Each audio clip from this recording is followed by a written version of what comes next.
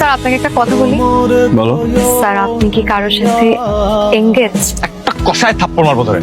জি মেয়ে, ভালোবাসা, ভালো লাগা, এনগেজ, পছন্দ, এগুলো কোত্থেকে শিখো? হ্যাঁ, কে শিখায় তোমাদের এগুলা? নাটক সিনেমা দেখো, রোমান্টিক নাটক দেখো না?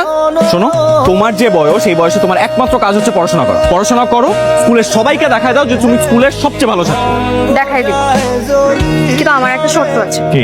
আমি যদি ঠিকঠাক মতন পড়াশোনা করে ভালো রেজাল্ট করতে পারি তাহলে আপনি আমার সাথে প্রেম করুন।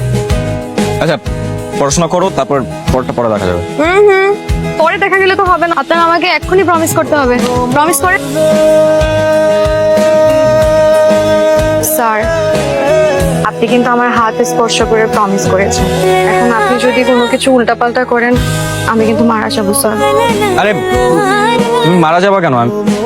আমি আমার প্রমিস রাখবো। এখন যাও, আর একটা কথা শোনো, এখন থেকে পাগলামি বন্ধ করে একমাত্র কাজ হইতেছে পড়াশোনা করা, ঠিক আছে? আরেকটা কথা, রোমান্টিক নাটক দেখা একদম বন্ধ। স্যার স্যার আরেকটা শর্ত ছিল, এখন থেকে প্রতিদিন 2 ঘন্টা আপনি আমার বাসায় এসে আমাকে পড়াবেন। এই না না না না, আমি টিউশন করাতে পারবো না। তোমার যদি কোনো হেল্প লাগে আমাকে স্কুলে বললে আমি স্কুলে পরে দেখা দিব সব। আরে স্কুলে এসব হবে না, আপনি আমার বাসায় এসেই পড়াবেন। আর আপনি যদি আমাকে না পড়াতে আসেন আমি কিন্তু আবার পাগলামি শুরু করব। আরে তুমি বুঝতেছো না। আমি কিছু বুঝতে চাই না। আপনি যদি আমাকে না পড়ান তাহলে আমি পড়াশোনায় মনোযোগী হব না, আর আমি যদি পড়াশোনায় মনোযোগী না হই তাহলে আমি ভালো রেজাল্ট করবো না, আর ভালো রেজাল্ট না করলে আমি আপনাকে পাবো না। সো তার মানে আমাদেরকে এখানে যেটা